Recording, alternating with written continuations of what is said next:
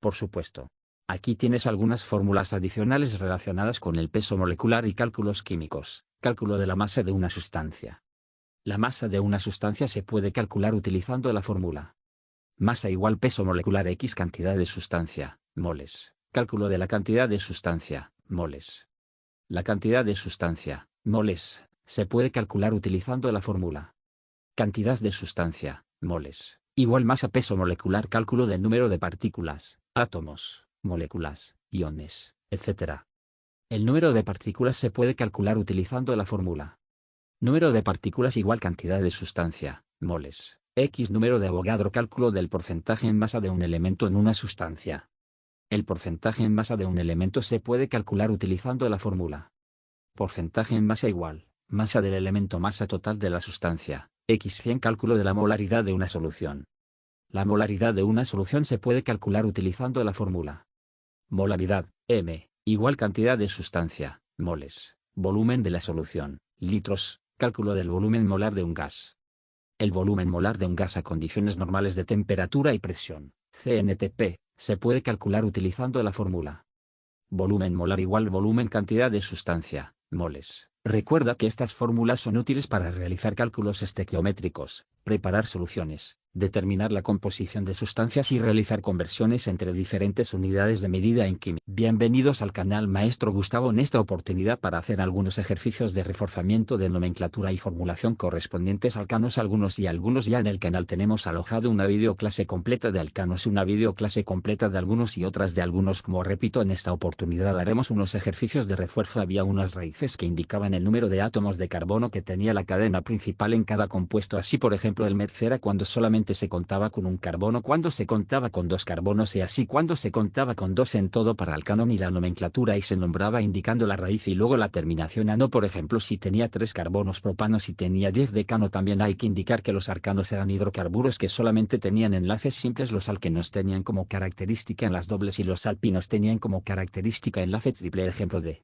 alcanos lineales sin ramificaciones. Este alcano, si nosotros lo vemos, tiene 4 carbonos. Si buscamos raíz acá para 4 carbonos, o del nombre es la raíz madre, la terminación ano sería el butano. Si tenemos un alcano de 6 carbonos, miramos las raíces ex y con su terminación sería el hexamen. Pero ¿qué pasa cuando tenemos compuestos que no solamente son lineales sino que sustituyen 3 ramas o radicales? Por ejemplo, este compuesto, la cadena principal 4 carbonos, sería un butano pero que tiene una ramificación. Ya habíamos visto en vídeos anteriores que las ramas se dan con la raíz, pero la terminación, en este caso un carbono viene de metano, pero ya no terminaría en jaros sino en in, sería un metido y para ello se tenía que enumerar los carbonos. En este caso no la cadena principal 4 carbonos, el metil estaría en el carbono 2, entonces sería un butano que tiene un butil en el carbono 2, sería entonces el 2 metido está. No cabe recalcar que este 2 para este ejercicio no es necesario y podría estar sobreentendido, simplemente podríamos meter butano. Más ejemplos con alcanos. Nombre los siguientes alcanos. Tenemos acá 4 ejemplos. El primer desafío es darse cuenta de cuál es la cadena que tiene más átomos de carbono. No, por ejemplo, acá sería 1, 2, 3, 4, 5, 6. Esta sería la cadena principal. No dejemos siempre la cadena más larga y esta sería la cadena más larga. Luego se enumeran los carbonos para poder indicar en qué posición están las ramas. Ahí sería entonces decidiago metir en el carbono 2 a otro metir en el carbono 4, pero sabíamos que se iría con 6 carbonos. Un texano no es un examen que en el carbono 2 tiene 4, tiene mentiles, sería un dimetido 24 dimitir examen. Si nos vamos acá el segundo ejemplo, también tratamos de indicar la cadena más larga, que sería esta que está acá, que tiene un total de 2, 4, 6, 8, 9 carbonos. Por cualquier otra opción saldría menos, entonces enumeramos esta sería la cadena principal por donde de menor numeración.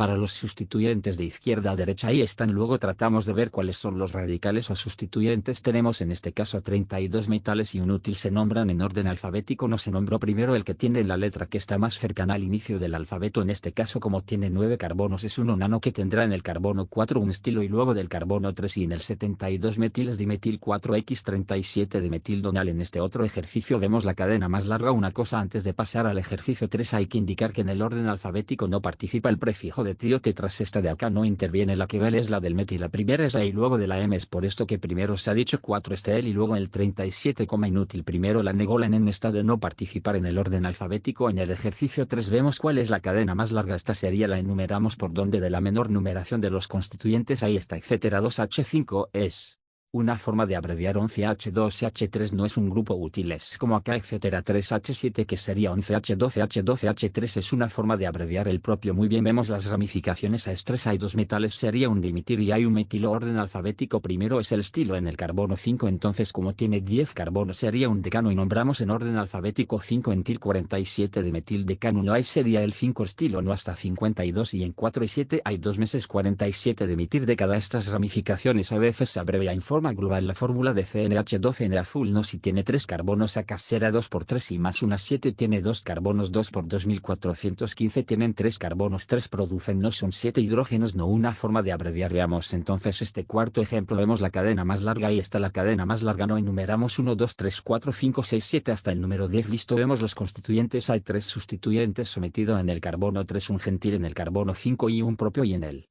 carbono 6 entonces ya sabemos con 12 claro con 10 carbonos perdón es un decano ahí está y nombramos por orden alfabético primero la edil está 5 entidad luego la semi de metil en el carbono 33 metil y luego la p de propio en el carbono 66 propio decano ahí está 53 mentir 6 propio decano listo tenemos ahora practicar nombrando los siguientes compuestos tenemos ahí esos dos compuestos para dos el vídeo intenta nombrar y luego verificar su respuesta te damos unos minutos para que lo hagas muy bien una vez que has intentado ahora comparar las respuestas con la que tengamos a continuación primero vamos a ver la cadena más larga en este caso sería esta enumeramos sería K 3 carbonos 4 5 6 7 8 9 10 11 12 carbones será un decano ahora veamos los sustituyentes tenemos hay 3 sustituyentes si vemos el orden alfabético pero ya sabemos entonces que es un dodecano que en el carbono 6 tiene un estilo en el carbono 8 también tienen una tiene entonces al 6.8 dietil 4 metil 2 décadas ahí está 6, 8, 10 y 4 metil decano muy bien ahora en el ejemplo 2 veamos la cadena más larga ahí está esa sería la cadena más larga tenemos nuevo que numerar los carbonos para obtener la menor numeración de los sustituyentes tenemos 8 carbonos la cadena más larga y luego cuántos sustituyentes tenemos los radicales tenemos 4 tenemos en el carbono 2 en el 3 y en el 6 son metales tras será un trimetil y en el carbono 4 hay un metil como tiene 8 carbonos ya sé que es un octano y por orden alfabético primero en sustituyente de carbono 4 que es un gentil 4x luego 2,3 como 6 trimetiloctano ese sería el compuesto 4 decir 2363 metiloctanos ahora veamos o recordemos al que no sea alquinos nombrar y me dan los siguientes compuestos se nombra como el canon primero las ramas en el caso de que haya luego el prefijo que indica el número de átomos de carbono y después de él recién se indica la posición del doble o triple enlace con enojo con la posición del alqueno o el parking entonces en este primer ejemplo enumeramos los carbonos por donde estamos en el doble enlace y está recordando que doble en las determinaciones triple en las determinación hasta numerados carbono 12345 repito por donde estaba hacer que el doble enlace se comienza carbono primera y estar del 1 al 5 entonces no tiene ramificaciones o radicales entonces en este caso se indica de frente el prefijo que me da el número de átomos de carbono 5 carbonos será un pin una de las formas de nombrar es así en el carbono 12 está el doble enlace 2 centeno terminación en o porque es una que pero la que más se usa y la que vamos a usar es primero como el prefijo que indica el número de átomos de carbono sería pincha luego indicó la posición del doble enlace en el carbono 2 está el doble enlace en pin 2 en sí sigo este ejemplo en el número 2 nombró de izquierda a derecha carbono 1 hasta el 6 sería 6 en las 6 carbono perdón sería un hexano entonces la cancillería x2 y no x el prefijo que indica el número de átomos de carbono luego la posición del doble o triple enlace en este caso triple enlace en el carbono los dos y no terminación y no porque es triple enlace en el ejemplo 3 si tenemos ya acá un radical si nosotros nombramos primero en la cadena principal esa serie de derecha a izquierda se comienza siempre por esta más del doble enlace de carbono 1 a la derecha y luego así hasta el carbono 6 y luego vemos cuántos radicales son cuántas sustituyentes o ramas ahí no tenemos 22 metidos en el carbono 4 y en el carbono 5 donde primero se nombran los radicales sería 4,5 de metil y luego el prefijo que indica el número de átomos de carbono de la cadena principal en este caso son 6 carbonos sería un ex y luego recién indicó la posición en la que se encuentra el doble enlace en el carbono 2 sería 2,1 ahí sería 4,5 dimetil x21 y finalmente en este ejemplo 4 vemos primero la cadena principal 8 carbonos y su mortal pero no vamos a nombrar como al que nos vino ya que es doble y triple. Enlace primero se nombran los radicales o sustituyentes cuántos hay tenemos 3 en carbono utiliza y un cloro en el carbono 4 de un metilo en el carbono 7 hay un metido primero será la sede de cloro de considerar en el 4 las decir y el último será en el 7 la M de metil entonces será 3 cloro 4 este L y 7 metido luego en la raíz que indica el número de átomos de carbono son 8 carbonos será un octa y luego indicaré ya la posición del doble y triple enlace cuando hay ambos son una combinación primero los dobles y luego los triples en el carbono 2 hay un doble enlace será el 2 en el carbono 5 hay un un triple enlace será 3 y finalmente el compuesto será el 3-cloro-4 este el 7-metilo-12-3-1. Tenemos practicar nombrando y formulando los siguientes compuestos. El 1 y 2 lo vamos a nombrar, le dan la fórmula y luego los compuestos 3 y 4 vamos a formular, me dan el nombre. Pausa el vídeo, intenta y luego comprueba tus respuestas. Te doy unos minutos para acabar. Muy bien, ahora compara sus respuestas con la que vamos a dar acá en el vídeo. En el compuesto 1 la cadena principal sería esta que está con amarillo, nombró los carbonos. En la segunda también igual, esta sería la cadena principal y nombramos o enumeramos los carbones. En el primero sería de izquierda a derecha desde el 1 hasta el 17. Luego las ramificaciones, hay una sola ramificación, se comienza siempre nombrando la ramificación. En el carbono 4 hay un estilo 4 de etilo, luego la raíz que me indica el número de átomos de carbono, como son 7 será una epso, tan aceptan 4x están. Luego vemos nosotros en qué carbonos están los dobles o triples en el carbono 2 hay un doble enlace, en el carbono 5 también hay otro doble enlace, entonces será un bien, no será 2,5 y en 2,5 el compuesto finalmente será 4x están 25-10. En el ejercicio 22 los carbonos desde el 1 hasta el 8 por de media la menor numeración de izquierda a derecha de gobiernos o radicales o sustituyentes que son 3. En carbono 3 ha ido metido en el 4 y un coro, y en el 5 hay un útil. Si los nombramos en orden alfabético, primero será la Ce de cloro 4 cloro negociarla, es decir 5 útil, y luego será la M de metil 3 4 cloro 53 metido. Luego ponemos la raíz que indica el número de átomos de carbono de la cadena principal, son 8, entonces será un octano o un out. En este caso hemos puesto octan. Luego de gustan indicamos la posición de doble y triple en graf, primero doble luego triple. En el carbono 1 hay un doble enlace, será 1 y luego es del carbono 6, esta es triple enlace, será 6 y no, el compuesto será entonces el 4 cloro 53 mente y los 1 en 6 1. Ahora me piden los sacrificios 3 y 4 que formulen no el 6 5 y su propio interés reptil están 1 no. Yo me tengo que guiar primero del prefijo que me indica el número total de átomos de carbono de la cadena principal, están son 7 carbonos, entonces el dibujo 7 carbonos, ahí están los 7 carbonos en número o número sería, ahí está desde el 12 al 7 y luego voy escribiendo según indican las posiciones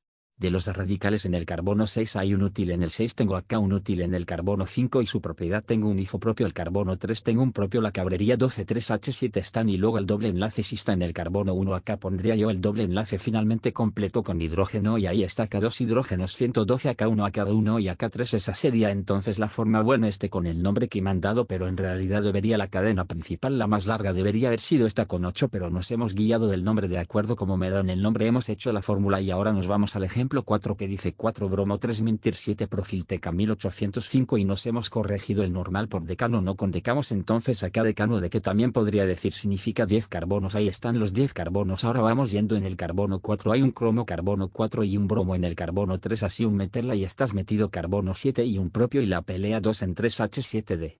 Ahí están los 10 carbonos y luego en el carbono 1 y en el carbono 8 están los dobles enlaces, pero no uno doble enlace, el carbono 8 doble enlace bien, y en el carbono 5 y no hay un enlace triple, carbono 5 acá hasta el triple enlace y finalmente completamos con todos los hidrógenos que faltan. Castella es H2FH.H es H, acá no van hidrógenos porque los carbonos ya tienen sus 4 enlaces, acaba un hidrógeno y acá 3 hidrógenos. Este sediento desde el compuesto es pedir el 4 bromo 3 mentir el 7 propio, el de 10 carbonos 18 carbono de carbono 8 los dobles de enlaces, en el carbono 5 el triple enlace. Hemos terminado así amigos con estos cuantos ejemplos de repaso de reforzamiento de arcanos. Al que no se alquilas, siempre agradeciéndote por tu visita. Estaríamos haciendo mucho más vídeos de química orgánica, de nomenclatura, y TPN y CNTP son abreviaturas utilizadas para referirse a las condiciones de temperatura y presión en la química. A continuación, te explico qué significan estas abreviaturas. TPN, temperatura y presión normal. TPN se refiere a las condiciones de temperatura y presión normalmente utilizadas en laboratorios para estandarizar y comparar resultados experimentales. Las condiciones de TPN son: temperatura, 25 grados Celsius, 25 grados C, o 298 Kelvin, 298 K. Presión, 1 atmósfera, 1 atm, o 101.325 kilopascales, 101.325 Pa. Estas condiciones proporcionan una referencia común para medir y comparar propiedades químicas y físicas de las sustancias. CNTP, condiciones normales de temperatura y presión. CNTP también se refiere a condiciones de temperatura y presión, pero a diferencia de TPN, las condiciones de CNTP son utilizadas en cálculos teóricos y se refieren a un conjunto de condiciones estándar ampliamente aceptadas en la química. Las condiciones de CNTP son: temperatura, 0 grados Celsius, 0 grados C, o 273.15 Kelvin, 273.15 K. Presión, 1 atmósfera, 1 atm, o 101.325 kilopascales, 101.325 Pa. Estas condiciones son utilizadas para realizar cálculos estequiométricos, determinar volúmenes molares de gases y otras aplicaciones teóricas. Es importante tener en cuenta que las condiciones de temperatura y presión pueden variar en diferentes situaciones experimentales y aplicaciones. Sin embargo, el uso de TPN y CNTP proporciona un estándar común para la comparación y comunicación de resultados en la que, supongamos que queremos determinar la cantidad de nitrógeno, N2, que se forma cuando se descomponen completamente 100 gramos de amoníaco, NH3, según la siguiente reacción: 2NH3N2 más 3H2. Ley de la conservación de la masa. Según esta ley, la masa total de los reactivos debe ser igual a la masa total de los productos. Por lo tanto, la suma de las masas de nitrógeno en el amoníaco, NH3, debe ser igual a la masa de nitrógeno en el nitrógeno molecular, N2. Masa molar del NH3, 17.03 G/mol, 1 átomo de N. Masa molar del N2, 28.02 G/mol, 2 átomos de N. Usando la ley de la conservación de la masa, podemos establecer la siguiente ecuación: 17.03 G/mol, X, 1 mol de NH3, igual, 28.02 G/mol, X, X mol de N2, despejando X, moles de N2, X igual, 17.03 G/mol, X, 1 mol de NH3, 28.02 G/mol, igual 0.607 mol de N2. Por lo tanto, cuando se descomponen completamente 100 gramos de amoníaco, se forman 0.607 moles de nitrógeno molecular. Ley de las proporciones definidas. Esta ley establece que los elementos en un compuesto siempre están presentes en proporciones fijas por masa. En este ejemplo, la proporción de nitrógeno en el amoníaco, NH3, es 1:2.1, lo que significa que por cada átomo de nitrógeno hay un átomo de hidrógeno. Ley de las proporciones múltiples. En este ejemplo, no hay varios compuestos formados por los mismos elementos, por lo que la ley de las proporciones múltiples no se aplica directamente. Estas leyes estequiométricas nos permiten realizar cálculos precisos para determinar las cantidades de reactivos y productos involucrados en una reacción química, así como comprender las proporciones en las que los elementos y compuestos se combinan en soluciones homogéneas.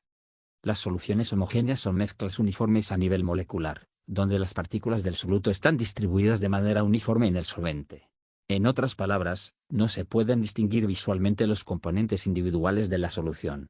Algunos ejemplos comunes de soluciones homogéneas incluyen el agua salada, el aire atmosférico y las bebidas gaseosas. Para expresar la concentración de una solución homogénea, se utilizan diferentes unidades, como la molaridad, moles de soluto por litro de solvente, la normalidad, equivalentes de soluto por litro de solvente, o el porcentaje en masa, gramos de soluto por 100 gramos de solución. Soluciones heterogéneas. Las soluciones heterogéneas son mezclas no uniformes, donde los componentes no se mezclan completamente y pueden ser distinguibles visualmente. En una solución heterogénea, el soluto puede estar presente en forma de partículas sólidas, líquidas o gaseosas dispersas en un solvente. Ejemplos comunes de soluciones heterogéneas incluyen suspensiones como el agua con arena, el granito en la roca y el humo en el aire. En las soluciones heterogéneas, la concentración del soluto se puede expresar en términos de porcentaje en volumen, volumen de soluto por 100 volúmenes de solución, porcentaje en masa, gramos de soluto por 100 gramos de solución, o partes por millón, ppm. Es importante destacar que las soluciones homogéneas y heterogéneas pueden ser separadas mediante técnicas de separación específicas, como la filtración para separar sólidos suspendidos de líquidos, la decantación para separar líquidos inmiscibles y la destilación para separar mezclas líquidas basadas en sus puntos de ebullición. En resumen, las soluciones homogéneas son mezclas uniformes a nivel molecular, mientras que las soluciones heterogéneas son mezclas no uniformes donde los componentes pueden ser visualmente distinguibles. La forma en que se expresan las concentraciones y las técnicas de separación utilizadas varían según el tipo de solución. Para identificar los esqueletos de carbono en una molécula, debes seguir los siguientes pasos. Identificar los átomos de carbono. Observa la estructura molecular y encuentra todos los átomos de carbono presentes. Pueden estar en forma de cadenas lineales, ramificadas o cíclicas. Eliminar los átomos de hidrógeno y los grupos funcionales. Una vez identificados los átomos de carbono, elimina los átomos de hidrógeno y los grupos funcionales unidos a ellos. Esto te permitirá enfocarte únicamente en la estructura de carbono. Unir los átomos de carbono restantes. Conecta los átomos de carbono entre sí para formar el esqueleto de carbono de la molécula. Ten en cuenta que los átomos de carbono pueden unirse mediante enlaces simples, dobles o triples, formando cadenas lineales o anillos cíclicos. Identificar los átomos adicionales. Una vez que hayas formado el esqueleto de carbono, observa si hay átomos de otros elementos químicos, como oxígeno, nitrógeno o halógenos, unidos a los átomos de carbono en el esqueleto. Estos átomos adicionales pueden formar grupos funcionales y afectar las propiedades y la reactividad de la molécula. Aquí tienes algunos ejemplos para ilustrar la identificación de esqueletos de carbono. Metano, CH4. El esqueleto de carbono es una cadena lineal simple compuesta por un solo átomo de carbono.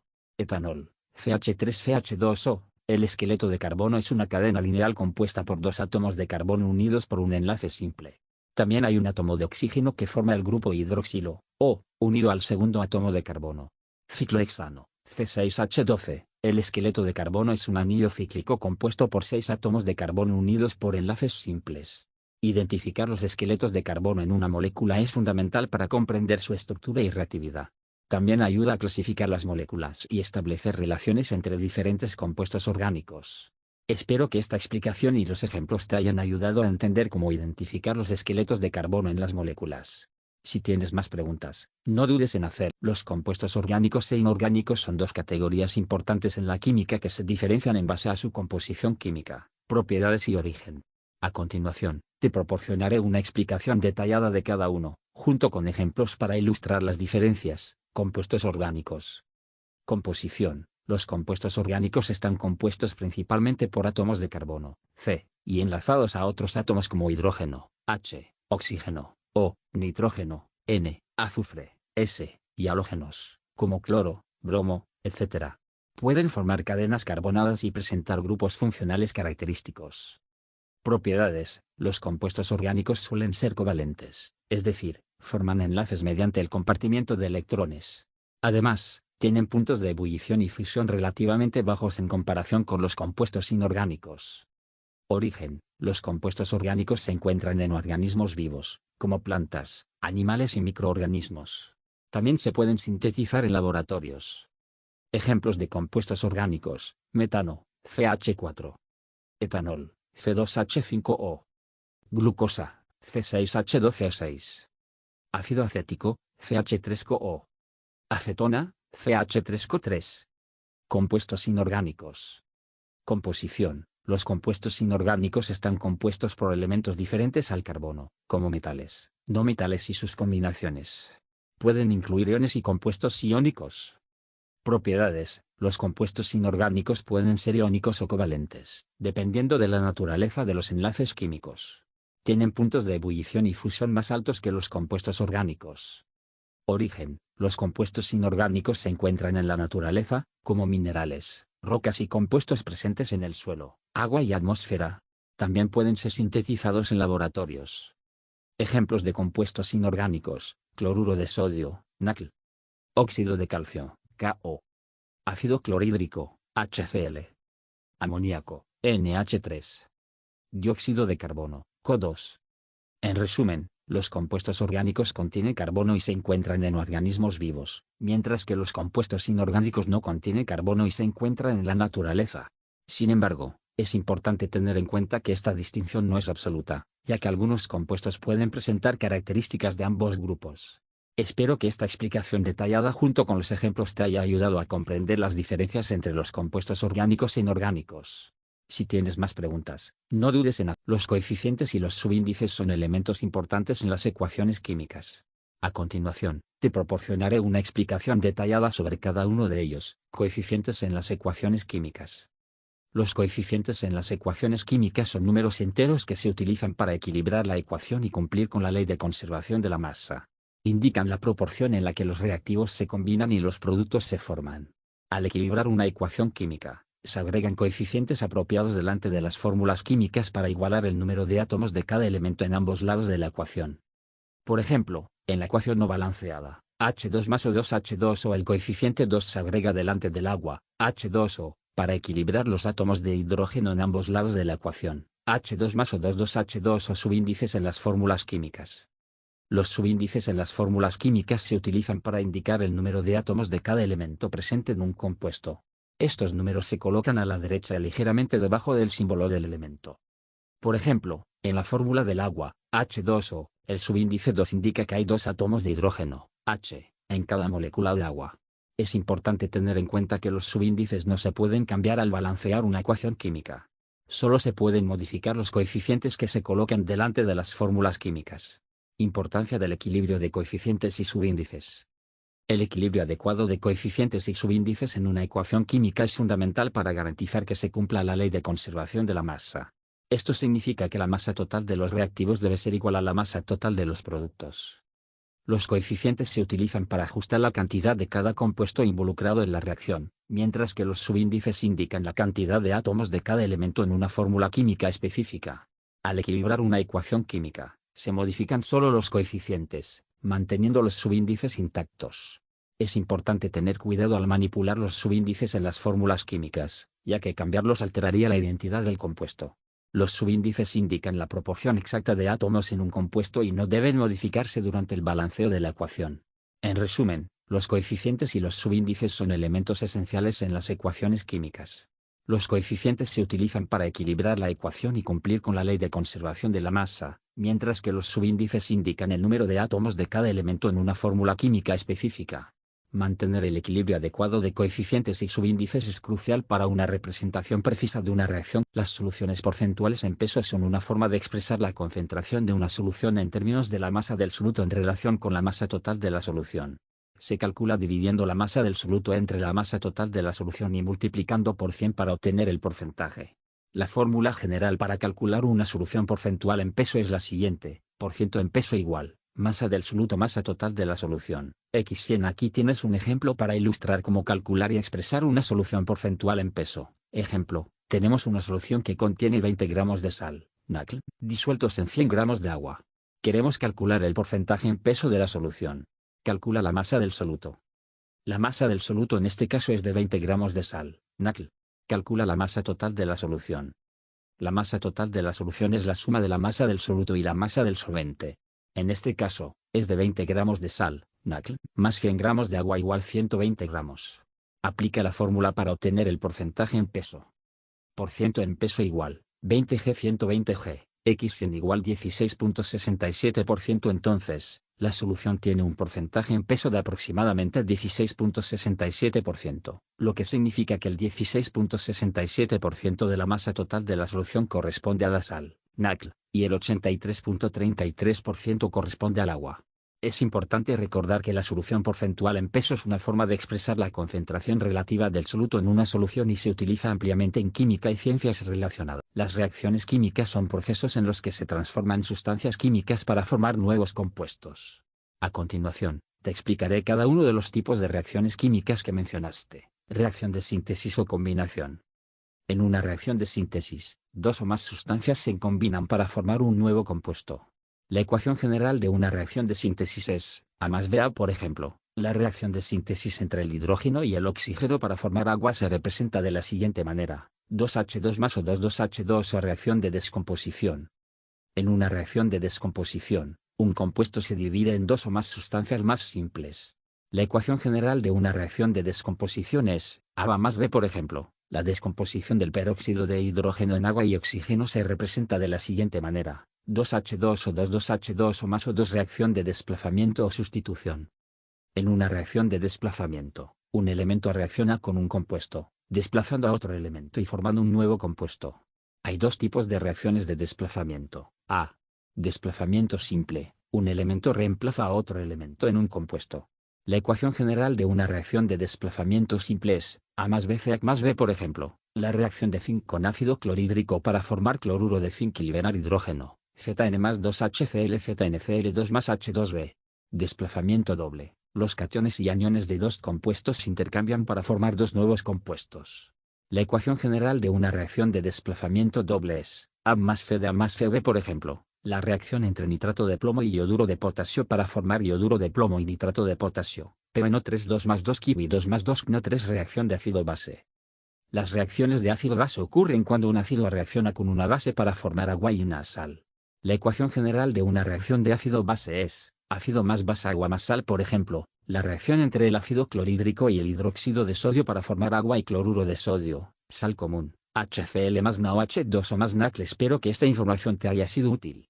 Recuerda que estas son solo algunas de las principales categorías de reacciones químicas, y existen muchos otros tipos y subtipos de reacciones químicas. Las masas atómicas y masas moleculares son conceptos fundamentales en la química y se utilizan en varios procedimientos y cálculos en esta disciplina.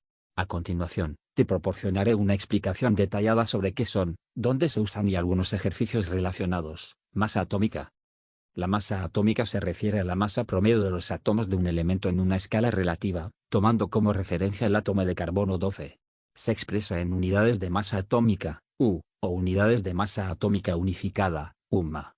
La masa atómica se encuentra en la tabla periódica y representa un promedio ponderado de las masas de los isótopos de un elemento y su abundancia relativa. Uso. La masa atómica se utiliza en diversos procedimientos, como el cálculo de la masa molecular de los compuestos y el balanceo de ecuaciones químicas. Ejercicio. Calcular la masa molar del agua, H2O, utilizando las masas atómicas de hidrógeno, H, y oxígeno, O. Solución. La masa molar del agua es 18.01528 g/mol. Masa molecular. La masa molecular se refiere a la masa de una molécula, y se calcula sumando las masas atómicas de todos los átomos presentes en la fórmula molecular de un compuesto. Se expresa en unidades de masa molecular, g/mol. Uso. La masa molecular es importante para determinar la cantidad de sustancia en una muestra y realizar cálculos estequiométricos, como la conversión entre masa y número de moles. Ejercicio. Calcular la masa molecular de la glucosa, C6H12O6, utilizando las masas atómicas de carbono, C, hidrógeno, H, y oxígeno, O. Solución. La masa molecular de la glucosa es 180.156 g/mol.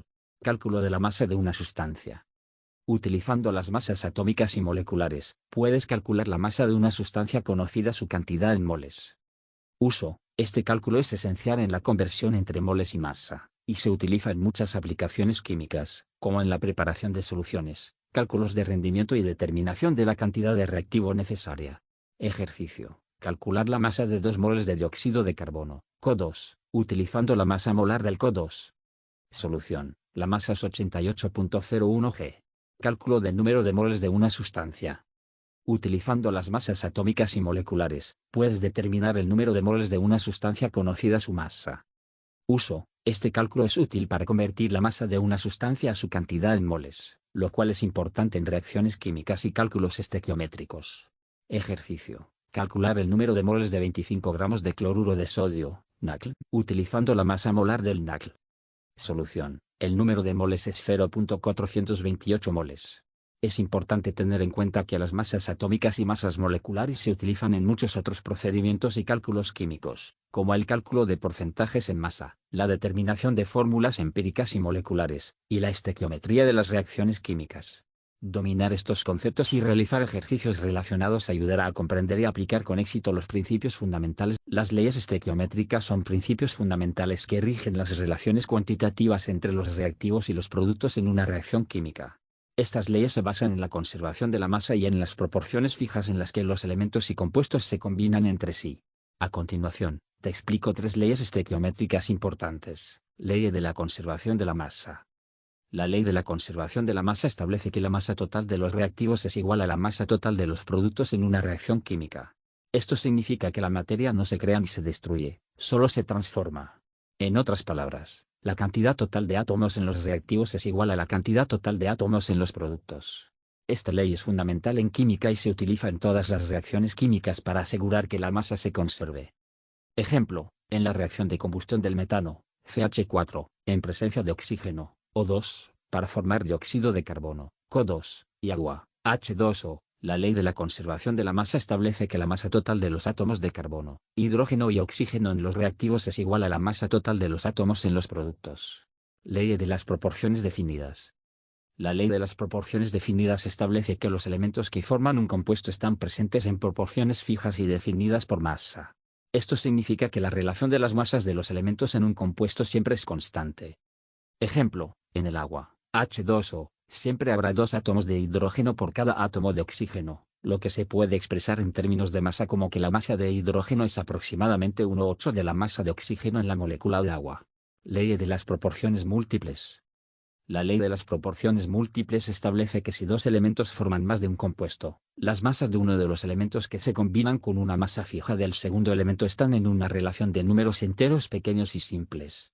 Ejemplo, el carbono, C, y el oxígeno, O, pueden formar dos óxidos diferentes, monóxido de carbono, CO, y dióxido de carbono, CO2. La ley de las proporciones múltiples establece que la masa de oxígeno que se combina con una masa fija de carbono en el monóxido de carbono es la mitad de la masa de oxígeno que se combina con la misma masa fija de carbono en el dióxido de carbono. Estas leyes estequiométricas son fundamentales para el estudio de las reacciones químicas y se utilizan para determinar las relaciones cuantitativas entre los reactivos y los productos, calcular las cantidades de sustancias involucradas en una reacción y predecir los productos en base a las proporciones estequiométricas. Las fórmulas estructurales son representaciones detalladas de las moléculas orgánicas que muestran la conectividad de los átomos y los enlaces entre ellos. A continuación, te proporcionaré algunos ejemplos y una explicación sobre cómo se utilizan las fórmulas estructurales. Ejemplo, metano. Fórmula estructural, CH4. En esta fórmula, el metano se representa por un átomo de carbono, C, rodeado por 4 átomos de hidrógeno, H. Los enlaces entre el carbono y los hidrógenos se representan mediante líneas. Ejemplo, eteno. Fórmula estructural, CH2 igual CH2. El eteno contiene una doble ligadura entre dos átomos de carbono. La fórmula estructural muestra dos átomos de carbono, C, conectados por una línea doble y cada carbono está unido a dos átomos de hidrógeno, H. Ejemplo, etanol. Fórmula estructural, CH3CH2O. El etanol es un alcohol que consta de dos átomos de carbono y un grupo hidroxilo, O. La fórmula estructural muestra la secuencia de átomos de carbono, con los átomos de hidrógeno unidos a ellos, y el grupo hidroxilo unido al segundo carbono. Las fórmulas estructurales son útiles para comprender la estructura y las propiedades de las moléculas orgánicas. Permiten visualizar cómo los átomos se conectan entre sí y qué grupos funcionales están presentes en la molécula. Sin embargo, a medida que las moléculas se vuelven más grandes y complejas, las fórmulas estructurales pueden volverse más difíciles de dibujar y comprender. En esos casos, se utilizan otras notaciones, como las fórmulas condensadas o las fórmulas de línea, que proporcionan una representación más compacta. Espero que esta explicación y los ejemplos te ayuden a comprender cómo se utilizan las fórmulas estructurales en la química orgánica. Si tienes más preguntas, no dudes en hacerlo. La teoría de ácido-base proporciona un marco conceptual para comprender las propiedades y comportamientos de los ácidos y las bases. Hay varias teorías de ácido-base, pero aquí te explicaré dos de las más comunes, la teoría de Arrhenius y la teoría de Brewster-Lowry. Teoría de Arrhenius. La teoría de Arrhenius, propuesta por Svante Arrhenius en 1884, define a los ácidos como sustancias que liberan iones de hidrógeno, H+, en solución acuosa, y a las bases como sustancias que liberan iones de hidróxido, O, en solución acuosa. Ejemplo. Ácido, ácido clorhídrico, HCl, en agua. HCl, ácido, H++ Cl base, hidróxido de sodio, NaO, en agua. NaO, base, Na++. Esta teoría es limitada ya que solo se aplica a soluciones acuosas y excluye otras sustancias que pueden comportarse como ácidos o bases en diferentes medios. Teoría de Brewster-Lowry. La teoría de Brewster-Lowry, propuesta por Johannes Brønsted y Thomas Lowry en 1923, define a los ácidos como sustancias que donan protones, iones de hidrógeno, H+, y a las bases como sustancias que aceptan protones en una reacción química. Según esta teoría, una reacción ácido-base implica una transferencia de protones de un ácido a una base. El ácido que dona un protón se convierte en su base conjugada, y la base que acepta un protón se convierte en su ácido conjugado. Ejemplo. Ácido acético, CH3CO, dona un protón a una base.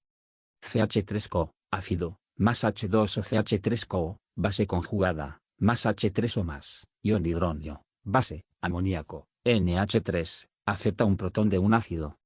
NH3, base, más H2O NH4 más, ion amonio, más O, base conjugada. La teoría de Brewster-Lowry es más amplia, ya que se puede aplicar a soluciones acuosas y no acuosas, así como a reacciones en fase gaseosa o sólida.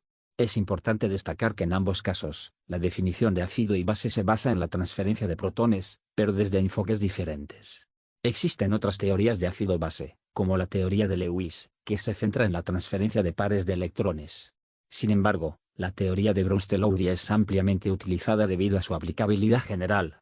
Recuerda que las reacciones ácido-base son fundamentales en numerosos procesos químicos y biológicos, y comprender estas teorías proporciona una base sólida para el estudio de la simbología química. Es un conjunto de convenciones y símbolos utilizados para representar elementos químicos, compuestos, iones y otras entidades químicas.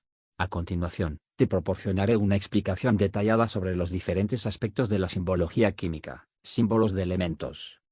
Cada elemento químico tiene un símbolo único que se utiliza para representarlo de manera abreviada. Estos símbolos están basados en el nombre o en el nombre en latín del elemento. Por ejemplo, H para hidrógeno. O para oxígeno. Na para sodio, natrium. Cl para cloro, clorine. Fe para hierro, ferrum. Fórmulas químicas. Las fórmulas químicas se utilizan para representar compuestos químicos y están compuestas por los símbolos de los elementos y los subíndices que indican la proporción de átomos en el compuesto. Algunos ejemplos comunes de fórmulas químicas son H2O para agua, CO2 para dióxido de carbono, NaCl para cloruro de sodio, sal de mesa, C6H12O6 para glucosa. Subíndices. Los subíndices se utilizan en las fórmulas químicas para indicar el número de átomos de cada elemento en un compuesto.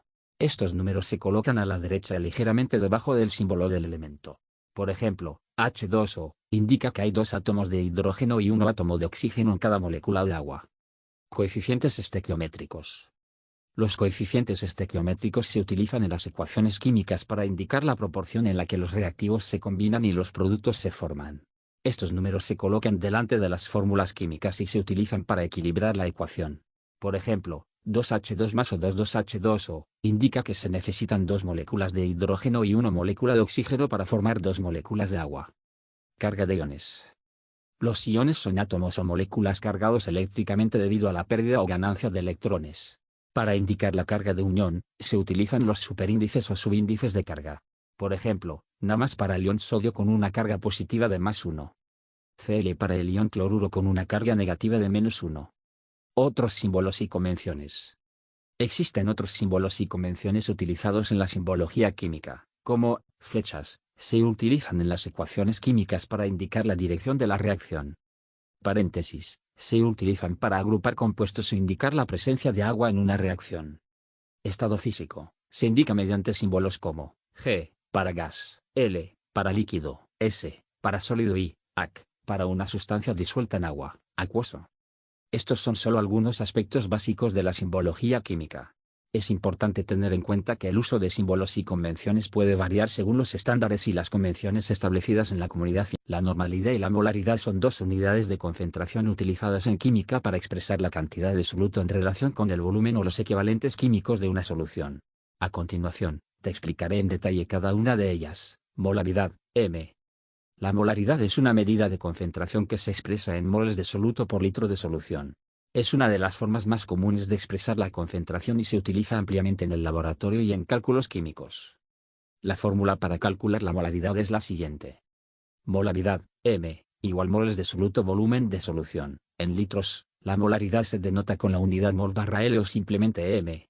Normalidad, n. La normalidad es una medida de concentración que se basa en el número de equivalentes químicos de soluto presentes en un litro de solución. Un equivalente químico es la cantidad de sustancia que reacciona con un mol de iones de hidrógeno, H+, o hidroxilo, O, en una reacción química. La fórmula para calcular la normalidad depende del tipo de reacción y la estequiometría de la misma. Generalmente, se utiliza la siguiente fórmula. Normalidad, N, igual equivalentes químicos de soluto volumen de solución. En litros, la normalidad se denota con la unidad EC/L o simplemente N. Es importante tener en cuenta que la molaridad se utiliza para soluciones que no participan en reacciones ácido-base, mientras que la normalidad se utiliza específicamente para soluciones que sí participan en este tipo de reacciones. Esto se debe a que la normalidad tiene en cuenta el número de equivalentes químicos, que está relacionado con las reacciones ácido-base. Es esencial prestar atención a la diferencia entre molaridad y normalidad, ya que la elección de la unidad de concentración adecuada depende del tipo de reacción y del análisis químico que se está realizando. Espero que esta explicación detallada te ayude a comprender mejor la diferencia entre la molaridad y la normalidad, y cómo se utilizan en el contexto de la química. Si tienes más preguntas, no dudes en hacer. La normalidad es una unidad de concentración utilizada en química para expresar la cantidad de equivalentes químicos de soluto presentes en un litro de solución. Es especialmente útil en el contexto de reacciones ácido-base, ya que tiene en cuenta la estequiometría de la reacción. Para calcular la normalidad de una solución, es necesario conocer el número de equivalentes químicos del soluto y el volumen de la solución en litros. A continuación, te explicaré paso a paso cómo realizar este cálculo. Paso 1. Determinar el número de equivalentes químicos del soluto. El número de equivalentes químicos depende del tipo de reacción y la estequiometría de la misma. Para ácidos y bases, se basa en el número de protones, H+, o hidróxidos, O, que pueden donar o aceptar. Paso 2. Calcular la cantidad de sustancia en moles del soluto. Utilizando la masa del soluto y su masa molar, puedes determinar la cantidad de sustancia en moles. La masa molar es la masa de una mol de la sustancia y se expresa en gramos/mol. Paso 3. Calcular los equivalentes químicos del soluto. El número de moles del soluto se multiplica por el número de equivalentes químicos correspondiente al soluto. Esto se puede obtener a través de la estequiometría de la reacción. Paso 4. Determinar el volumen de la solución en litros. El volumen de la solución se debe medir en litros. Asegúrate de utilizar la unidad correcta en tus cálculos. Paso 5. Calcular la normalidad. Divide el número de equivalentes químicos del soluto entre el volumen de la solución en litros. Normalidad, N, igual equivalentes químicos del soluto volumen de la solución, en litros. Recuerda que la normalidad se expresa en la unidad EC/L o simplemente N. Es importante tener en cuenta que el cálculo de la normalidad es específico para cada solución y reacción química, ya que el número de equivalentes químicos puede variar. Además, ten en cuenta que la normalidad solo se utiliza en reacciones ácido-base y no es aplicable a otros tipos de reacciones químicas. Espero que esta explicación detallada te ayude a comprender cómo calcular la normalidad en química. Si tienes más preguntas, no dudes en hacer. La masa molar es una propiedad física de una sustancia y se refiere a la masa de una molécula, átomo o fórmula unitaria de una sustancia. A continuación, te proporcionaré una explicación detallada sobre la masa molar y cómo se calcula para diferentes tipos de partículas. Masa molar de una molécula. La masa molar de una molécula se calcula sumando las masas atómicas de todos los átomos presentes en la fórmula molecular de la sustancia. Las masas atómicas se encuentran en la tabla periódica de los elementos y se expresan en unidades de masa atómica, U, o unidades de masa atómica unificada, UMA. Ejemplo, para calcular la masa molar de la molécula de agua, H2O, sumamos las masas atómicas del hidrógeno, H, y del oxígeno, O. La masa atómica del hidrógeno es aproximadamente 1008 U y la del oxígeno es aproximadamente 16.00 U. Entonces, la masa molar del agua es 1008 U más 16.00 U igual 18.016 U. Masa molar de un átomo. La masa molar de un átomo se refiere a la masa de un solo átomo de un elemento en particular. Es igual a la masa atómica del elemento y se expresa en unidades de masa atómica, U, o unidades de masa atómica unificada, UMA. Ejemplo, la masa molar del carbono, C, es aproximadamente 12.01 U. Esto significa que un solo átomo de carbono tiene una masa de 12.01 U. Masa molar de una fórmula unitaria. La masa molar de una fórmula unitaria se refiere a la masa de una unidad de fórmula de una sustancia iónica. Se calcula sumando las masas atómicas de todos los átomos presentes en la fórmula unitaria, teniendo en cuenta los subíndices que indican la proporción de cada elemento. Ejemplo, para calcular la masa molar del cloruro de sodio, NaCl, sumamos la masa atómica del sodio, Na, y del cloro, Cl. La masa atómica del sodio es aproximadamente 22.99 U y la del cloro es aproximadamente 35.45 U. Como en la fórmula unitaria de NaCl solo hay un átomo de sodio y un átomo de cloro, la masa molar de NaCl es 22.99 U más 35.45 U igual 58.44 U. La masa molar se utiliza en una variedad de cálculos químicos, incluyendo conversión entre moles y masa. La masa molar se utiliza para convertir la masa de una sustancia a su cantidad en moles y viceversa. Cálculos estequiométricos. La masa molar se utiliza para determinar las relaciones proporcionales entre diferentes sustancias en una reacción química. Cálculos de porcentaje en masa. La masa molar se utiliza para calcular el porcentaje en masa de un elemento en una sustancia. Preparación de soluciones. La isomería es un concepto importante en la química orgánica que se refiere a la existencia de diferentes compuestos con la misma fórmula molecular pero con estructuras y propiedades diferentes. Estos compuestos se llaman isómeros y pueden diferir en la disposición espacial de los átomos o en la conectividad de la cadena carbonada. A continuación, te explicaré los principales tipos de isomería y te daré ejemplos detallados. Isomería de posición. En este tipo de isomería, los isómeros difieren en la posición de un grupo funcional o de un sustituyente en una molécula. Un ejemplo es el propanol y el isopropanol. Propanol, FH3FH2FH2O. En esta molécula, el grupo hidroxilo, O, está unido al carbono terminal de la cadena isopropanol, FH3FHOFH3. En este caso, el grupo hidroxilo, O, está unido a uno de los carbonos de la cadena central, lo que genera una ramificación. Isomería de cadena. En este tipo de isomería, los isómeros difieren en la forma en que los átomos de carbono están conectados en la cadena carbonada. Un ejemplo es el butano y el isobutano. Butano, FH3FH2FH2FH3. Esta molécula tiene una cadena lineal de 4 carbonos. Isobutano, FH3FHFH3FH3. En este caso, hay una ramificación en la cadena, lo que da lugar a un átomo de carbono central unido a 3 grupos metilo. Isomería geométrica, cis-trans o isomería de geometría. Este tipo de isomería se produce cuando hay restricciones en la rotación alrededor de un enlace doble en un anillo. Los isómeros difieren en la disposición espacial de los grupos en relación con el enlace doble o el anillo. Un ejemplo es el ácido maleico y el ácido fumárico. Ácido maleico, cisbutenedioico, o CH igual CHCO. En esta molécula, los dos grupos carboxilo, COO, están en la misma cara del enlace doble. Ácido fumárico, transbutenedioico, o CH igual CHCO. Aquí, los grupos carboxilo, COO, están en lados opuestos del enlace doble. Isomería óptica. Se produce cuando los isómeros tienen la misma conectividad de átomos pero difieren en su capacidad para desviar el plano de la luz polarizada. Esto se debe a la presencia de un carbono asimétrico quiral en la molécula. Un ejemplo es la L-alanina y la D-alanina. L-alanina es un aminoácido natural que tiene una configuración espacial específica alrededor de su carbono asimétrico. D-alanina es el isómero enantiomérico de la L-alanina y tiene una configuración espacial opuesta. Estos son solo algunos ejemplos de los diferentes tipos de isomería en la química orgánica. La isomería es importante porque los isómeros pueden tener diferentes propiedades físicas y químicas, lo que afecta su comportamiento y aplicaciones en diferentes industrias. Áreas de la fórmula condensada es una forma de representar las estructuras de las moléculas orgánicas de manera más compacta que la fórmula estructural completa. En lugar de dibujar todos los átomos y enlaces, se utiliza una notación abreviada para mostrar la secuencia de átomos y los enlaces entre ellos. A continuación, te daré ejemplos y una explicación de cómo se utiliza la fórmula condensada. Ejemplo, propano.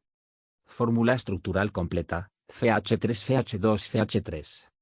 Fórmula condensada, FH3FH2FH3.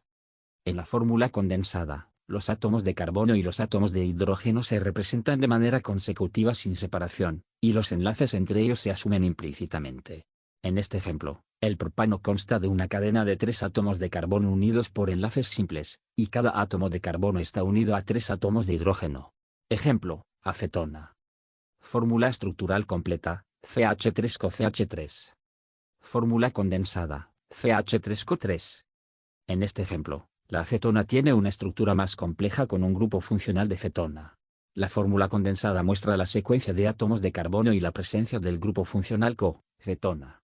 La fórmula condensada es útil para representar de manera más rápida y concisa las estructuras de las moléculas orgánicas.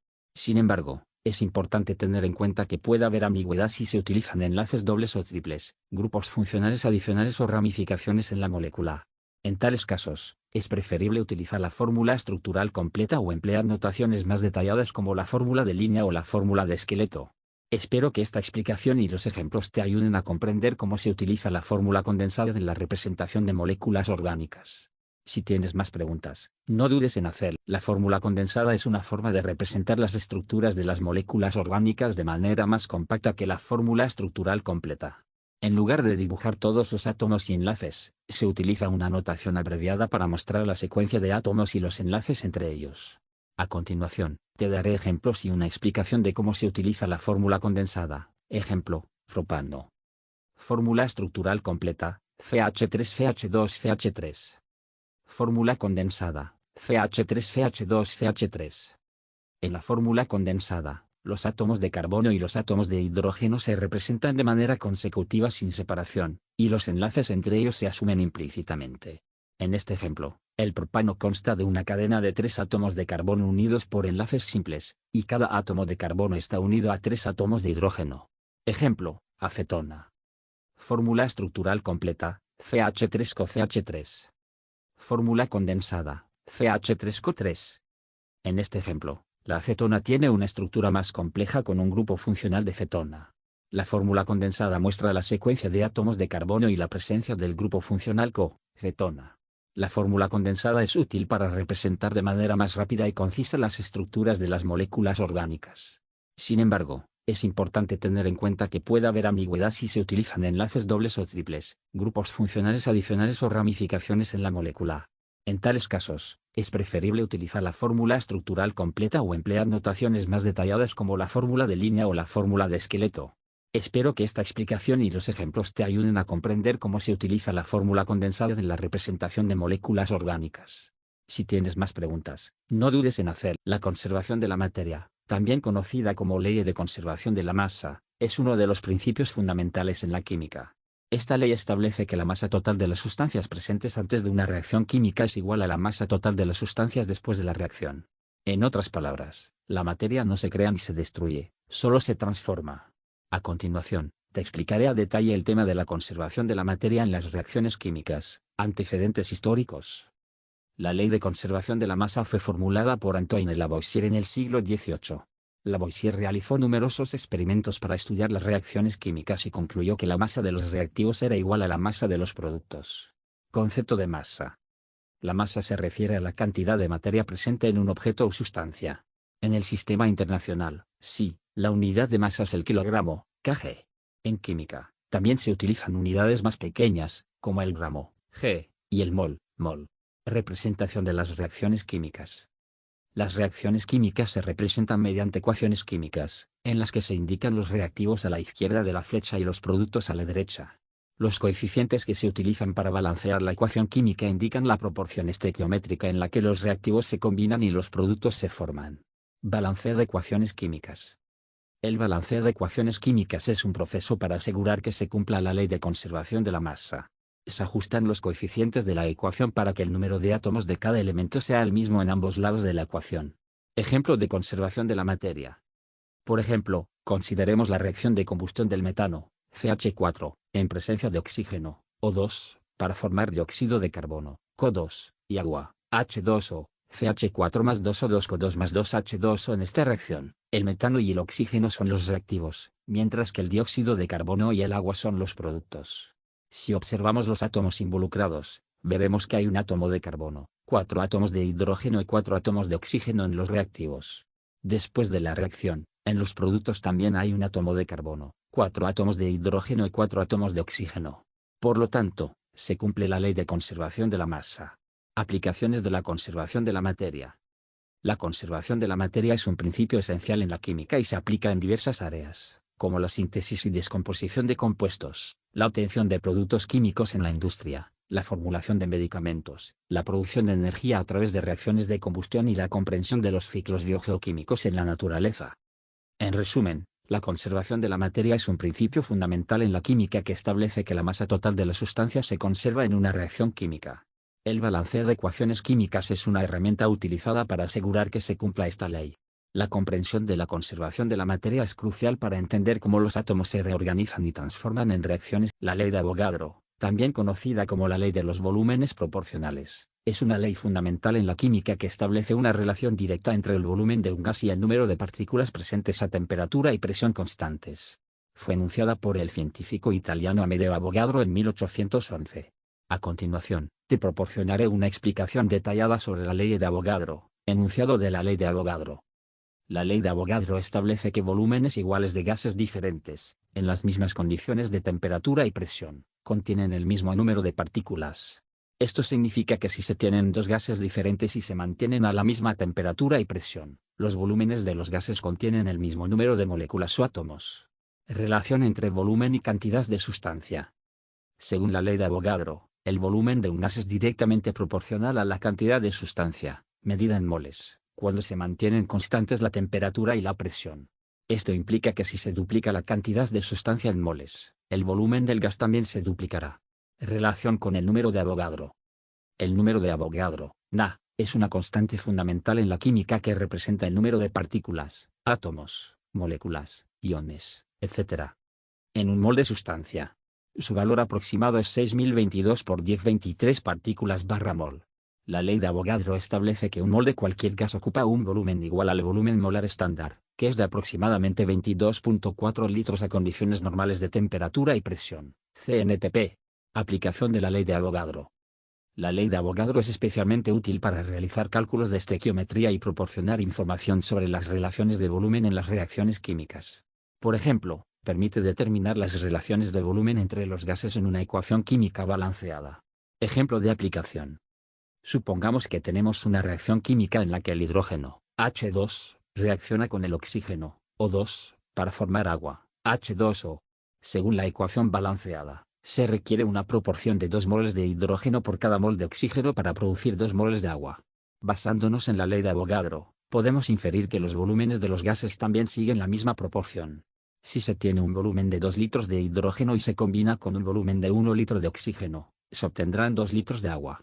En resumen, la ley de Avogadro establece que los volúmenes de gases a la misma temperatura y presión contienen el mismo número de partículas. Esta ley es fundamental en la estequiometría y proporciona una relación entre el volumen y la cantidad de sustancia en moles. Además, la ley de Avogadro está relacionada con el número de Avogadro, que es una constante fundamental en gramos a moles. Para convertir gramos a moles, debes seguir los siguientes pasos. Conocer la masa de la sustancia en granos. Utilizar la masa molar de la sustancia, que es la masa de un mol de esa sustancia expresada en gramos/mol. Aplica la fórmula. Mol es igual gramos masa molar. Gramos a moléculas. Para convertir gramos a moléculas, debes seguir los siguientes pasos. Conocer la masa de la sustancia en granos. Utilizar la masa molar de la sustancia, que es la masa de un mol de esa sustancia expresada en gramos/mol. Aplica la fórmula. Mol es igual gramos masa molar. Utilizar el número de Avogadro, que es aproximadamente 6022 por 1023 moléculas/mol. Aplica la fórmula. Moléculas igual moles X número de Avogadro. Gramos a litros, gases. Para convertir gramos a litros en el caso de gases, debes seguir los siguientes pasos. Conocer la masa de la sustancia en granos. Utilizar la masa molar de la sustancia, que es la masa de un mol de esa sustancia expresada en gramos/mol. Aplica la fórmula. Mol es igual gramos masa molar. Utilizar la ecuación de los gases ideales, PV igual nRT, donde P es la presión, V es el volumen, N es el número de moles, R es la constante de los gases ideales, 0.0821 L. Centrado en/mol. Centrado K, y T es la temperatura en Kelvin. Rearreglar la ecuación para obtener el volumen, V. V igual, nRT, P. Litros a gramos, gases. Para convertir litros a gramos en el caso de gases, debes seguir los siguientes pasos. Conocer el volumen del gas en litros. Utilizar la ecuación de los gases ideales, PV igual nRT, donde P es la presión, V es el volumen, N es el número de moles, R es la constante de los gases ideales, 0.0821 L. Centrado en/mol. Centrado K, y T es la temperatura en Kelvin. Rearreglar la ecuación para obtener el número de moles, N. N igual PV, RT. Utilizar la masa molar de la sustancia, que es la masa de un mol de esa sustancia expresada en gramos/mol. Aplica la fórmula. Gramos igual moles X masa molar. Recuerda que estas conversiones son aplicables para sustancias en estado gaseoso y se basan en la relación entre masa, moles, moléculas y volumen según las fórmulas y ecuaciones mencionadas. Existen diferentes tipos de cadenas de carbono en las moléculas orgánicas. Estos tipos de cadenas se clasifican según la disposición de los átomos de carbono y los enlaces entre ellos. A continuación, te mencionaré los tipos más comunes. Cadena lineal, también conocida como cadena recta, es una sucesión lineal de átomos de carbono unidos por enlaces simples. Por ejemplo, en el propano, CH3 CH2 CH3, los 3 átomos de carbono están dispuestos en una cadena lineal. Cadena ramificada, en este tipo de cadena, los átomos de carbono están dispuestos de forma no lineal, formando ramificaciones o grupos laterales. Estas ramificaciones pueden ser simples o complejas. Un ejemplo es el isobutano, CH3CH, donde hay una ramificación en el segundo átomo de carbono. Cadena cíclica, en una cadena cíclica, los átomos de carbono forman un anillo cerrado. Estos anillos pueden ser simples o tener dobles o triples enlaces. Un ejemplo es el benceno, C6H6, que tiene una estructura de anillo hexagonal. Cadena saturada e insaturada. Una cadena saturada es aquella que solo contiene enlaces simples entre los átomos de carbono. Por ejemplo, el butano, CH3 CH2 CH2 CH3, es una cadena saturada. Por otro lado, una cadena insaturada contiene uno o más enlaces dobles o triples entre los átomos de carbono. El propeno, CH2 igual CH3, es un ejemplo de cadena insaturada con un enlace doble. Estos son solo algunos ejemplos de los diferentes tipos de cadenas de carbono que se encuentran en las moléculas orgánicas. La estructura de la cadena de carbono influye en las propiedades físicas y químicas de los compuestos orgánicos, así como en su reactividad de aplicaciones. Es importante tener en cuenta que las cadenas pueden combinarse y formar estructuras más complejas en las moléculas orgánicas. Si tienes más preguntas o deseas más detalles sobre un tipo específico de cadena de carbono, no dudes en preguntar. El tema completo de las reacciones químicas es bastante extenso, ya que abarca diferentes aspectos relacionados con la formación y transformación de compuestos químicos.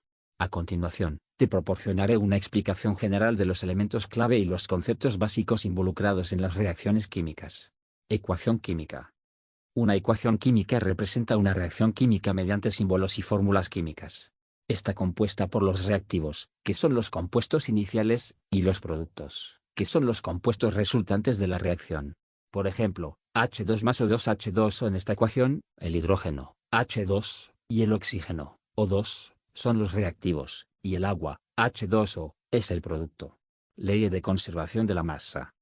La ley de conservación de la masa establece que la masa total de los reactivos es igual a la masa total de los productos en una reacción química.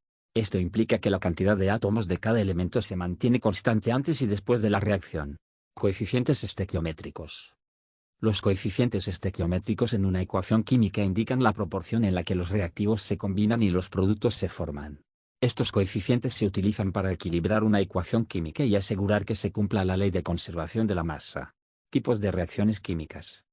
Existen diversos tipos de reacciones químicas. Entre las más comunes se encuentran: A.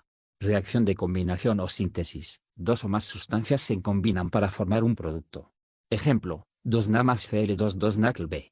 Reacción de descomposición. Una sustancia se descompone en dos o más productos. Ejemplo: 2H2 o 2H2 más O2C.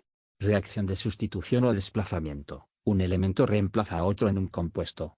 Puede ser de dos tipos: reacción de sustitución simple, un elemento reemplaza a otro en un compuesto. Ejemplo: Zn más 2HCl ZnCl2 más H2. Reacción de sustitución doble, los iones de dos compuestos intercambian posiciones. Ejemplo: AgNO3 más NaCl más NaNO3D. Reacción de neutralización, una reacción entre un ácido y una base que produce sal y agua. Ejemplo: HCl más NaONaCl más H2. O balanceo de ecuaciones químicas. El balanceo de una ecuación química es el proceso de ajustar los coeficientes estequiométricos para que se cumpla la ley de conservación de la masa. Se deben agregar coeficientes adecuados a los reactivos y productos para igualar el número de átomos de cada elemento en ambos lados de la ecuación. Cálculos estequiométricos. Los cálculos estequiométricos se utilizan para determinar las relaciones cuantitativas entre los reactivos y los productos en una reacción química. Estos cálculos pueden involucrar la masa, el número de moles o el volumen de los compuestos, utilizando las proporciones estequiométricas de la ecuación química. Estos son solo algunos conceptos básicos sobre las reacciones químicas. La química es un campo amplio y complejo, y hay mucho más por explorar en cada uno de estos. El peso molecular, también conocido como masa molecular, es la suma de las masas atómicas de todos los átomos en una molécula. Representa la masa total de una molécula y se expresa en unidades de masa atómica unificada, UMA, o en gramos por mol, G/mol. A continuación, te proporcionaré información detallada sobre el peso molecular y cómo se calcula. Cálculo del peso molecular de una molécula. El peso molecular de una molécula se obtiene sumando las masas atómicas de todos los átomos presentes en la fórmula molecular de la sustancia. Para hacer esto, se multiplican los subíndices de los átomos por sus respectivas masas atómicas y se suman los resultados. Ejemplo: para calcular el peso molecular del agua, H2O, multiplicamos la masa atómica del hidrógeno, 1008 UMA, por 2 y la masa atómica del oxígeno, 16.00 UMA, por 1. Luego, sumamos los resultados: 2 por 1008 UMA, más 1 por 16.00 UMA, igual 2016 UMA más 16.00 UMA igual 18.016 UMA. Por lo tanto, el peso molecular del agua es 18.016 UMA. Uso del peso molecular. El peso molecular es una propiedad fundamental de las sustancias y tiene diversas aplicaciones en química, como cálculos estequiométricos. El peso molecular se utiliza para determinar las relaciones proporcionales entre sustancias en una reacción química, permitiendo el cálculo de la cantidad de sustancia necesaria o producida. Cálculos de concentración. El peso molecular se utiliza para calcular la concentración de una sustancia en una solución, expresada en moles por litro, mol/L, o molaridad. Determinación de fórmulas empíricas y moleculares. Conocer el peso molecular de una sustancia es esencial para determinar su fórmula empírica o molecular, que indica la proporción de átomos en la molécula. Identificación de sustancias desconocidas. Comparando el peso molecular de una sustancia desconocida con los datos conocidos, se puede inferir su identidad o realizar análisis de composición. Diseño y formulación de compuestos. El conocimiento del peso molecular es fundamental para diseñar y formular compuestos químicos, asegurando la correcta proporción de átomos y grupos funcionales en la molécula. En resumen, el peso molecular es la suma de las masas atómicas de los átomos en una molécula y se utiliza en diversos cálculos y aplicaciones químicas, como estequiometría, determinación de fórmulas, análisis de composición y diseño de compuestos. El método redox, también conocido como método de oxidación-reducción, es una técnica utilizada para balancear ecuaciones químicas que involucran reacciones de oxidación y reducción. Las reacciones redox son aquellas en las que ocurre transferencia de electrones entre especies químicas. El método redox se basa en el hecho de que las reacciones de oxidación implican la pérdida de electrones, mientras que las reacciones de reducción implican la ganancia de electrones. El objetivo del balanceo redox es igualar el número de electrones cedidos y recibidos por las especies químicas involucradas en la reacción. Aquí te explico cómo utilizar el método redox para balancear una ecuación química. Escribe la ecuación química no balanceada. Escribe la ecuación química, indicando los reactivos a la izquierda de la flecha y los productos a la derecha. Asegúrate de utilizar los símbolos químicos adecuados y las fórmulas correctas. Asigna los números de oxidación. Determina los números de oxidación de los elementos presentes en la ecuación química. Los números de oxidación te ayudarán a identificar qué elementos se oxidan y cuáles se reducen. Divide la ecuación en semirreacciones. Separa la ecuación en dos semirreacciones, una que represente la oxidación y otra que represente la reducción. En la semirreacción de oxidación, el elemento se convierte en unión con carga positiva, mientras que en la semirreacción de reducción, el elemento se convierte en unión con carga negativa. Balancea las semirreacciones.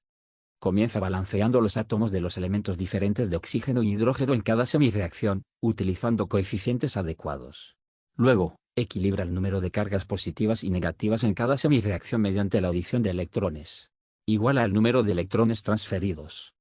Multiplica cada semirreacción por un coeficiente adecuado de modo que el número de electrones transferidos en ambas semirreacciones sea el mismo. Esto asegura que la transferencia de electrones sea equilibrada. Combina las semirreacciones. Suma las semirreacciones balanceadas para obtener la ecuación química balanceada completa. Asegúrate de que el número total de átomos y la carga se conserven en ambos lados de la ecuación. El método redox es ampliamente utilizado en química para balancear ecuaciones que involucran reacciones de oxidación-reducción. Estas reacciones son comunes en procesos electroquímicos, corrosión, reacciones de combustión y muchos otros fenómenos químicos. Aquí tienes un ejemplo de una ecuación química balanceada utilizando el método redox. Ejemplo, balancear la siguiente ecuación redox. C2O3 más CO más CO2 solución. Asigna los números de oxidación. C2O3. Fe tiene un número de oxidación de más 3 y O tiene un número de oxidación de menos 2. CO. Fe tiene un número de oxidación de más 2 y O tiene un número de oxidación de menos 2. Fe tiene un número de oxidación de 0. CO2. Fe tiene un número de oxidación de más 4 y O tiene un número de oxidación de menos 2. Divide la ecuación en semirreacciones. Oxidación, C2O3 Fe. Reducción, CO2 balancea las semirreacciones. Oxidación, C2O3 2 Fe. Reducción, CO2 igual al número de electrones transferidos. Oxidación, C2O3 2 Fe más 3E. Reducción, 2CO2 más 2 se combina las semirreacciones. Multiplicamos la semirreacción de oxidación por 2 y la semirreacción de reducción por 3 para igualar el número de electrones. 2Fe2O3 más 3CO4Fe más 3CO2 La ecuación química está ahora balanceada. Recuerda que el método redox es una herramienta importante para balancear ecuaciones químicas que involucran reacciones de oxidación-reducción y permite cumplir con la ley de conservación de la. El método algebraico en química es una técnica utilizada para balancear ecuaciones químicas mediante el uso de ecuaciones algebraicas. A continuación, te explico el paso a paso del método algebraico para balancear una ecuación química. Escribe la ecuación química no balanceada. Escribe la ecuación química, indicando los reactivos a la izquierda de la flecha y los productos a la derecha. Asegúrate de utilizar los símbolos químicos adecuados y las fórmulas correctas. Asigna variables a los coeficientes desconocidos. En lugar de asignar coeficientes específicos a los reactivos y productos, Asigna variables a los coeficientes desconocidos. Por ejemplo, puedes usar '(x', '(z'), etc. Escribe ecuaciones para los átomos involucrados. Para cada elemento químico presente en la ecuación, escribe una ecuación para los átomos involucrados. Por ejemplo, si tienes carbono, C, y oxígeno, O, en los reactivos y productos, escribe una ecuación para el carbono y otra para el oxígeno. Balancea la ecuación basándote en las ecuaciones de los átomos. Utiliza las ecuaciones de los átomos para establecer ecuaciones algebraicas con las variables asignadas en el paso 2. Asegúrate de que el número de átomos de cada elemento sea el mismo en ambos lados de la ecuación. Resuelve el sistema de ecuaciones. Resuelve el sistema de ecuaciones algebraicas para encontrar los valores de las variables. Puedes utilizar métodos algebraicos como sustitución, eliminación o matrices para resolver el sistema de ecuaciones. Verifica y simplifica los coeficientes. Una vez que hayas encontrado los valores de las variables, verifica que sean números enteros y simplifica los coeficientes si es necesario. Multiplica todos los coeficientes por el mismo factor si es necesario para obtener números enteros. Verifica que la ecuación esté balanceada. Asegúrate de que el número de átomos de cada elemento sea el mismo en ambos lados de la ecuación. Si es necesario, repite los pasos anteriores hasta que la ecuación esté completamente balanceada. Es importante tener en cuenta que el método algebraico puede requerir ciertos conocimientos de álgebra y resolución de ecuaciones. También puede ser más complejo y llevar más tiempo que otros métodos de balanceo de ecuaciones químicas, como el método del ensayo y error o el método de cambio de coeficientes. En resumen, el método algebraico en química utiliza ecuaciones algebraicas y variables para balancear ecuaciones químicas. Requiere escribir ecuaciones para los átomos involucrados, establecer un sistema de ecuaciones algebraicas, resolver el sistema y verificar que la ecuación esté balanceada. El carbono es un elemento químico que juega un papel fundamental en la química orgánica. Es un elemento no metálico que se encuentra en la tabla periódica con el símbolo Fe y el número atómico 6. A continuación, te proporcionaré una explicación detallada sobre el tema del carbono, propiedades del carbono. Configuración electrónica. El carbono tiene una configuración electrónica de 1s22s22p2, lo que significa que tiene 4 electrones de valencia. Tetravalencia. El carbono tiene la capacidad de formar hasta 4 enlaces covalentes, lo que le permite formar una gran variedad de compuestos orgánicos. Enlace covalente. El carbono forma enlaces covalentes mediante la compartición de electrones con otros átomos, especialmente con hidrógeno, oxígeno, nitrógeno y otros carbonos. Formación de cadenas. Los átomos de carbono pueden unirse entre sí para formar largas cadenas carbonadas, lo que proporciona una estructura básica para las moléculas orgánicas. Importancia del carbono. Química orgánica. El carbono es el elemento principal en la química orgánica, que se ocupa del estudio de los compuestos que contienen carbono. Estos compuestos son esenciales para la vida y forman la base de las biomoléculas como carbohidratos, lípidos, proteínas y ácidos nucleicos. Versatilidad. La capacidad del carbono para formar enlaces covalentes permite una gran diversidad de estructuras y propiedades en los compuestos orgánicos. Esto da lugar a una amplia variedad de sustancias con diferentes funciones y aplicaciones en la industria, medicina, agricultura y otros campos. Ciclo del carbono. El carbono también desempeña un papel crucial en el ciclo del carbono, que es el proceso natural de intercambio de carbono entre la atmósfera, los océanos, la biosfera y la geosfera. Compuestos orgánicos. Hidrocarburos. Son compuestos orgánicos que solo contienen carbono e hidrógeno. Incluyen alcanos, alquenos, alquinos y cicloalcanos. Grupos funcionales. Son átomos o grupos de átomos unidos al esqueleto de carbono y confieren propiedades específicas a las moléculas. Algunos ejemplos son el grupo hidroxilo, O, el grupo carboxilo, CoO, y el grupo amino, NH2.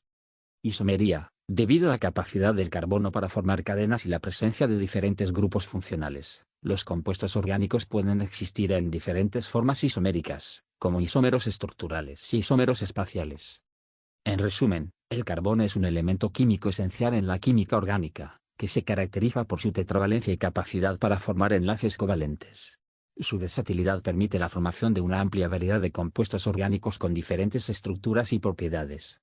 Estos compuestos son fundamentales para la vida y tienen numerosas aplicaciones en diversos campos. El balanceo de ecuaciones químicas es un proceso mediante el cual se ajustan los coeficientes de una ecuación química para que cumpla con la ley de conservación de la masa. La ley de conservación de la masa establece que en una reacción química, la masa total de los reactivos debe ser igual a la masa total de los productos. Aquí te explico paso a paso cómo balancear una ecuación química. Escribe la ecuación química. Escribe la ecuación química de la reacción, indicando los reactivos a la izquierda de la flecha y los productos a la derecha. Asegúrate de utilizar los símbolos químicos adecuados y las fórmulas correctas. Cuenta los átomos de cada elemento. Identifica los elementos presentes en la ecuación y cuenta el número de átomos de cada elemento en ambos lados de la ecuación. Esto te ayudará a determinar qué elementos necesitan ser balanceados. Comienza con los elementos más complejos. Comienza balanceando los elementos que aparecen en menos compuestos. Por lo general, se empieza con los elementos que están presentes en una sola fórmula química en cada lado de la ecuación. Ajusta los coeficientes. Agrega coeficientes delante de las fórmulas químicas para equilibrar el número de átomos de cada elemento en ambos lados de la ecuación. Estos coeficientes deben ser números enteros y se aplican a todas las fórmulas químicas presentes en la ecuación. Verifica y continúa ajustando. Una vez que hayas agregado los coeficientes, verifica nuevamente si la ecuación está balanceada contando los átomos de cada elemento. Si es necesario, continúa ajustando los coeficientes hasta que se cumpla la ley de conservación de la masa. Simplifica, si es posible. Si es posible simplificar los coeficientes, divídelos por su factor común más bajo para obtener los coeficientes más pequeños posibles sin cambiar la proporción de la reacción. Es importante tener en cuenta que los subíndices en las fórmulas químicas no se pueden modificar durante el balanceo de la ecuación. Solo se pueden ajustar los coeficientes. Recuerda que el objetivo del balanceo de ecuaciones químicas es asegurarse de que se cumpla la ley de conservación de la masa, y que el número de átomos de cada elemento sea el mismo en ambos lados de la ecuación.